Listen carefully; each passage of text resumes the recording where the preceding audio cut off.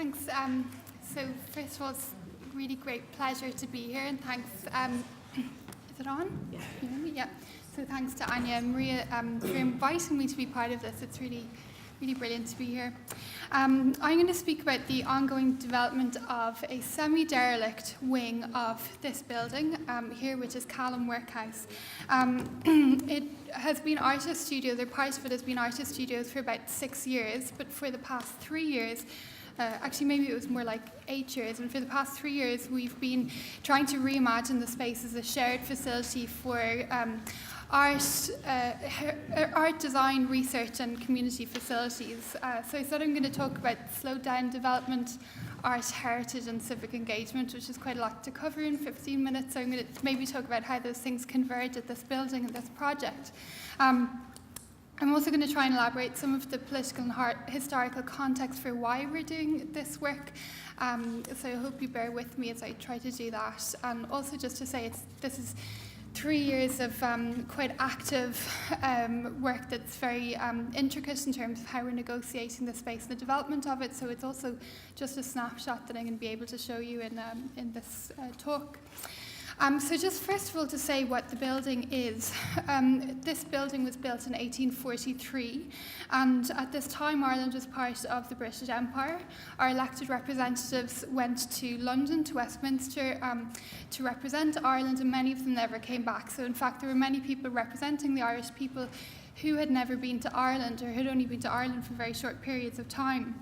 Ireland was just recovering from a period of time called the penal laws, when the native Irish people, under the guise of being Catholics and Presbyterians, were outlawed from practicing their religion, from getting education, from holding a business, from speaking their language, and so on and so on. So this was a period of time that Ireland was just beginning to recover.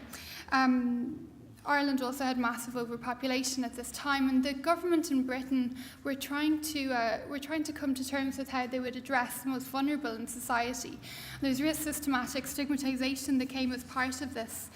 These buildings were monumental. This was the same architect's model that was rolled out in 133 buildings built in 3 years in Ireland. So it's the largest scale building project that ever happened until recent years.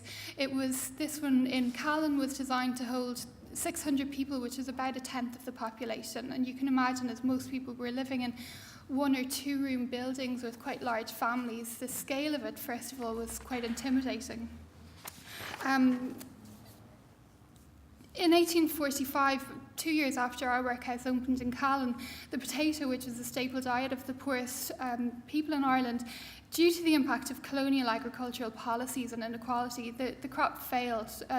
The volcano in Iceland that disrupted our air travel a few years ago erupted in 1843, and the dense air across Europe caused the spread of this disease, and this is actually the reason that the famine began. But it was I suppose, approach of the government at the time to the situation that compounded this famine into such a devastating consequence. We lost about 40% of our population in 5 years.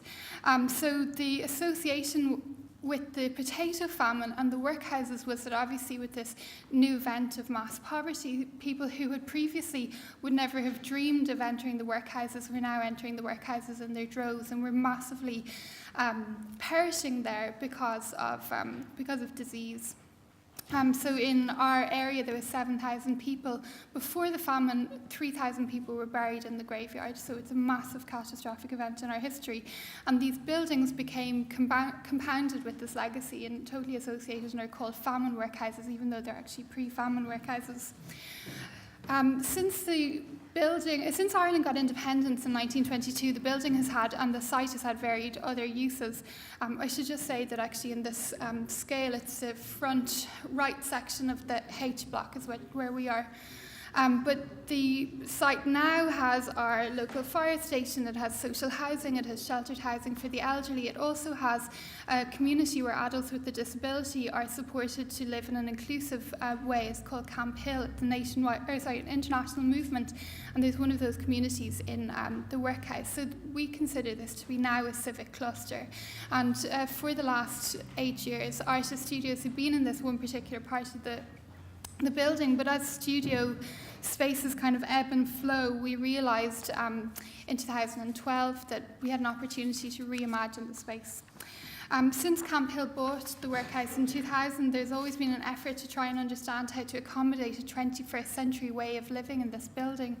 The workhouses were built to deter people from entering them. The philosophy behind them and the Poor Law Union Act that brought them about iterated that poor people became so through laziness, through lack of motivation. There was a belief that relief for the unwaged undermines workers, and it also is self-defeating, encouraging greater dependence on the relief system. The fact that a lot of these attitudes and opinions have been rising their heads again in Ireland and in Britain, the kind of collapse of the social welfare system over the last few years really lent this an urgency. And the Camp Hill impulse since 2000 had been to demonumentalise this building, to try and have myriad solutions for different vulnerable communities in a space that had been one size fits all. So we feel that the work that we're doing sort of comes into this context of demonumentalising, to bring the building into a site of social inclusion and public access. Trying to go, where did I say that? Yeah.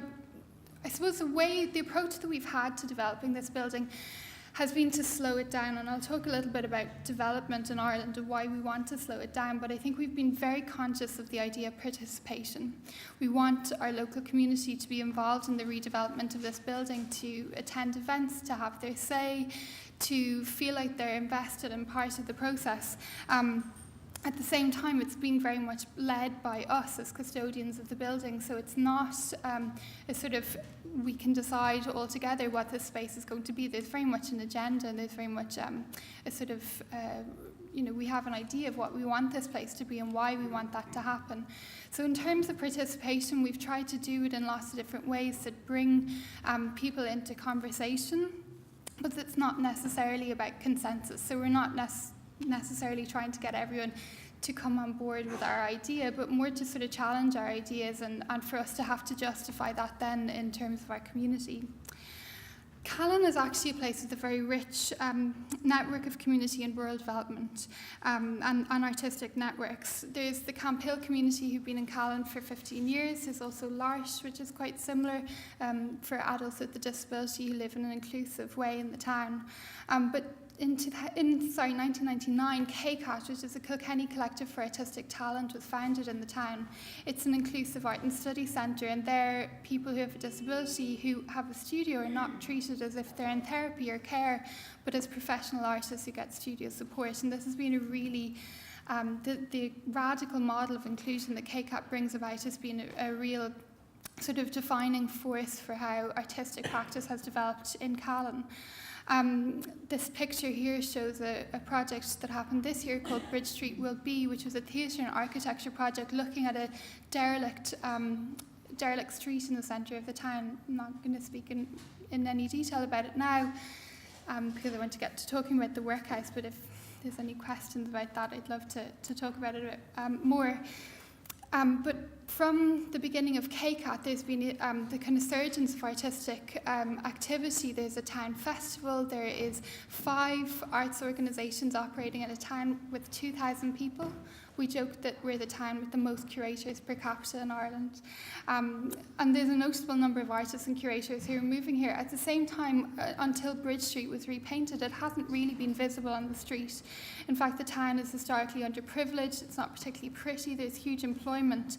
And because this work has been happening in a recession, and because it's been happening in a very unexpected place, even in neighbouring towns, people don't really believe that this work is happening here. It's given us huge space to be able to develop this work with our community and to try to come to terms with understanding how we can be part of this very established network of community and artistic activity, to disrupt the conversations and to enact cumulative changes, the kind of conversations of like this can't happen here. The worldwide recession hit Ireland in quite a drastic way because we had quite far to fall. The so-called Celtic Tiger boom was probably the first boom that Ireland had experienced as a nation, and there was incredible folly. There was massive governmental overspending, there was developer-led housing boom, there was widespread corruption in the political and specifically in the planning spheres. And town centre dereliction was a new phenomenon, as were ghost estates, as development across the country took place in the peripheries of existing small town infrastructure. Multinational supermarkets in particular and new housing estates developing in rapid speed at the outskirts of the town forced many small businesses to close. And when our town festival started in 2010, my colleague Rosie Lynch was invited to come and imagine an architecture strand to the festival that would address town centre dereliction. In fact, the project that developed, which is called commonage, and commonage is a specific agricultural term for land shared in common in Ireland. Commonage, which was established with artists and architects, there was a core group of 3 that year. I became involved the next year. Began to look at public space and spaces that were somehow shared between public and private. So this is the agricultural co-op, a building owned by roughly 100 farmers in the town. Currently not in use, or at that time not in use, and with a huge sort of legacy in terms of how people remembered using the building, and it was opened up to be a cultural space for the first festival. Commonage in the first year was the architecture strand, but it developed into a 5-year research project. And it began as an experimental vehicle for architectural interventions into public space. We held 2 summer schools with over 30 participants, national and international, with commissioned architects and artists working with participants to develop access and resources for the town. The principles for the summer schools are based on learning through making and asset-based design approaches. But by year 3, the experimentation gave way to larger scale development projects, and in particular one called Nimble Spaces. Social housing and housing in general is a massive issue in Ireland. In 2010, when the festival started, there was a statistic that there were 230,000 empty homes in Ireland, of which 10% were in ghost estates, so many of them unfinished or not up to a very good standard. But we're currently, this year, probably going through the worst homelessness crisis we've ever experienced. In fact, certainly in recent times, this summer, 800 families were made homeless in Dublin and are now living in single hotel rooms. So there's a huge crisis here, and the Nimble Spaces project was developing as this crisis was deepening. In Nimble Spaces, we commissioned artists and architects to collaborate directly with adults with a disability who were trying to reimagine their home, who were potentially moving to a new home or had to refit their home to purpose. And the adults who participated in this project have just received funding from the government for building their homes in 2016 to 2017, so that's still an ongoing process. We held a major conference in March this year, bringing together kind of experimental practices around social housing, not just in how they're designed, but also in the infrastructure of how they're developed and realised. Ireland still has a long way to go in that process. But I think as a sector in Ireland, architecture and art and design, we're still learning the responsibilities of participation. And in terms of participatory design and planning, it's really untested in Ireland beyond sort of tokenistic consultation processes. I wanted to read a quote, Alistair Parvin, who founded WikiHouse in the UK. It's a quote generally about planning, and it kind of relates to how we're thinking around development in the workhouse. But he's a co-founder of WikiHouse Foundation, and they published a housing manifesto this week. And the quote says that it's a sort of statement for development by people for people. Since the Industrial Revolution, the assumption has been that development is something done to, not done by citizens. This democratic deficit in the system leads communities to understandably resist new development because they are asked to bear all the costs but share none of the benefits. No amount of community consultation can change these basic economics. Let's create not just legal rights but also template development models and tools that make it simple for local citizens, groups and organisations to propose, finance and develop housing for themselves. So the Nimble Spaces project, which is our sort of focus on housing, is definitely trying to develop an approach and develop a new model in which people can enter into for developing housing for themselves. But I think this sort of framework has given us a really strong attitude in terms of how we develop the workhouse. In 2012, as I said, Rosie and I started to use a studio here as the studios were in a kind of ebb, and only a handful of practicing artists were using the building, and many of them left shortly after we arrived. It was quite a cold building, and certainly in need of a lot of renovations. So it has, I say semi-derelict, it has a roof, half the building has windows. But we realised there was a real opportunity to converge all this thinking about development, about the vulnerability of artist initiatives to the property market, about heritage issues which had come up in other projects that we were working on, about inclusion and also about accessibility. We work really closely in our area with our local EU development, community development agency, and we realise that there's a possibility in the next programme, which comes on stream next year, that we might be able to access substantial funding to create a facility that would foster and support this kind of practice in Ireland. There is no such existing facility for architectural and artistic experimentation into these political processes. And I think another lesson that we learned from commonage-led projects was that long-term commitment was needed to sustain real change.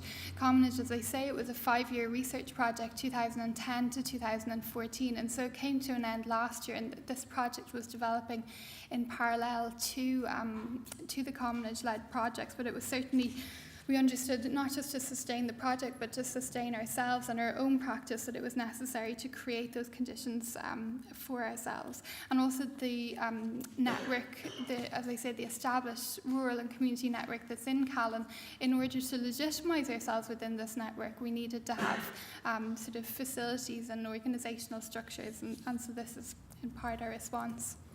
In 2013, we began with another experimental project called Workhouse Assembly. We gathered together 35 participants. In fact, 2 came from Moscow, but they came from all over the UK and Ireland, and some from Europe. And together with local participants, with researchers, we decided to look at, in particular in this project, which is a mapistry project, to look at what the building had been, what it currently was at that time, and potentially what its future could be. And the way Lid Architecture and textile artist Dee Hart responded was to create a mapping project, and then for stitches to be developed and for people to come in and stitch quite physically the map of the building with particular stitches and colours representing the changes to the building as it was, what it is now, and particularly with planting and with gardening, what it might be in the future. The Camphill community have a really beautiful garden where they sustain their community. They grow a lot of vegetables and their food there, and also a lot of our elderly neighbours who live in sheltered housing are keen gardeners. So this is an idea that had come up very early in the project. Though this project was still experimental, it helped us to realise that the most significant attribute needed for the development was the accumulation over time of people, ideas, practice and research. And you can see perhaps in this image that some of the participants in the Mapistry project were our elderly neighbours who had previously never taken part in any of the projects that we had done, that were sort of, architecture projects and people out learning bricklaying skills and learning how to work with wood, and that certainly wasn't interesting to a woman in her 70s, but she was interested in stitching. So I guess we realised that we had to have so many of these different kind of projects in order to meet all the different demographics that were invested and that might be invested in this building. Gareth Kennedy, who you saw in Critical Mass in 2013. Gareth also worked with us in 2013, and we invited him to look at the material history of the building with our participants. This is a much more macho activity, and I'm sorry that the images are so gendered, when in fact of our invited participants, the girls, the women, loved the line workshop, and a lot of the young men particularly loved learning stitching, so the images don't really represent the gendered allocation of the projects. Limestone is very abundant in our area, and the building is made from limestone, but in fact lime as a material is also used to make lime wash. It's broken down, it's put into a hot kiln, it's then slaked in water and becomes like a paint, and you can see old layers of lime wash in the background of that building. They actually broke down all the plaster in the walls and re-washed the entire building. And lime wash has an antiseptic quality, and in fact when this was operating as a workhouse it would have been lime washed every year in order to eradicate disease. But I think it also reflects the sort of philosophy, the philosophy behind the architecture of the workhouses comes from the philosophy that was developing around the prison reform movement in the late 1700s, which was that fresh air was cathartic not just for the bodies but for the souls of the people who were imprisoned in these buildings, because of course they had sort of physical manifestations of their crime as it would have been seen, and so there was this building would have been very drafty. There's a lot of inbuilt vents. But another reason that I think this project was quite interesting is that for the heritage industry in Ireland, which I'll speak about it in a moment, there's quite a lot of reenactment happens, and in this activity in this project, people were enacting the history. So rather than dressing up and someone demonstrating what it might have been to have lived in these buildings, people got to take part in a work practice that was some of the work that the men in this building would have done, and that opened up really interesting conversations in our neighbourhood.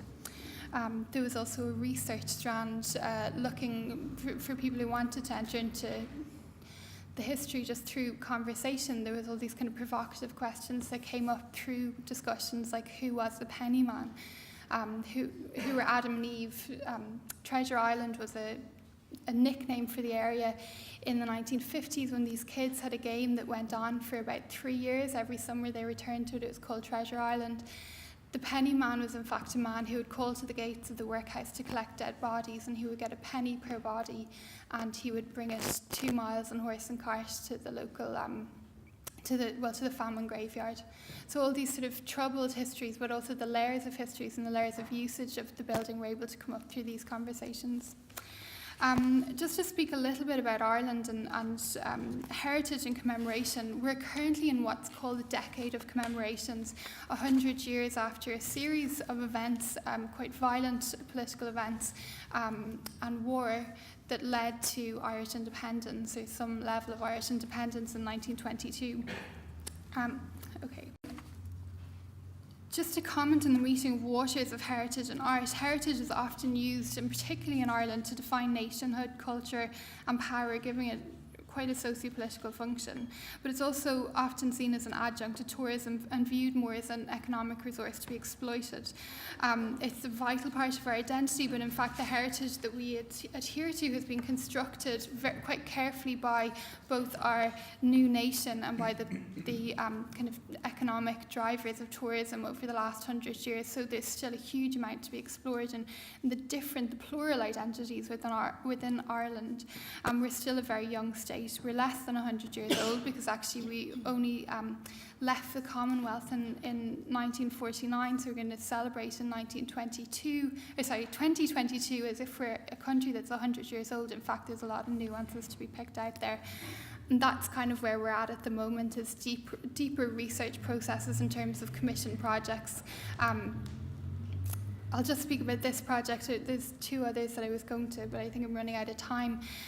Deirdre O'Mahony has been working with our neighbours going back to this idea of gardening being a kind of common interest in the area, to grow potatoes. And this is actually part of a longer term project that she's been doing, researching food scarcity, crop diversity, kind of the oncoming of genetically modified foods into Ireland. And I suppose this is a way to bring particularly older people in our neighbourhood into very physical action in the space, and we hope that it will be an indicator of a community garden to come. And in fact, a lot of the works that we are commissioning at the moment, we're trying to take an accumulative effect, so that all of these works indicate future activities or future context for the building. And here's us.